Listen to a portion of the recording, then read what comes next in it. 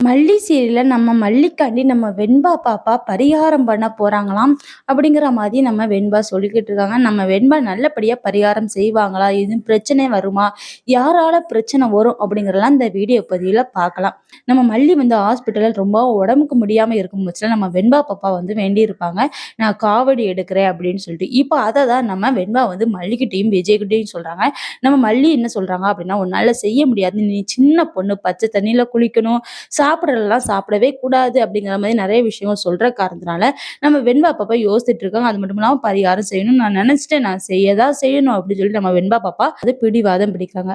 அப்ப பார்த்து நம்ம வித்யாம்மா என்ன சொல்றாங்க அப்படின்னா, வெண்பா நீ பரிகாரம் பண்ணு, நான் பாத்துக்கிறேன் அப்படிங்கிற மாதிரி சொல்றாங்க. மல்லியும் ஐயோ நீங்க ஏன் இப்படி பரிகாரம் பண்ண சொல்றீங்க, வேண்டாம் அப்படிங்கிற மாதிரி சொல்லிட்டு இருக்காங்க.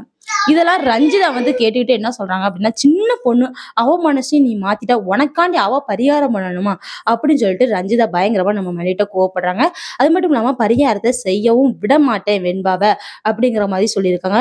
வெண்பா நல்லபடியா பரிகாரம் செஞ்சு முடிக்கிறாளா, இல்லாட்டினா ரஞ்சிதா ஏதாச்சும் சூழ்ச்சி பண்றாளா அப்படிங்கறதெல்லாம் நம்ம பொறுத்திருந்து பார்க்கலாம், என்னதான் நடக்கு அப்படின்னு சொல்லிட்டு.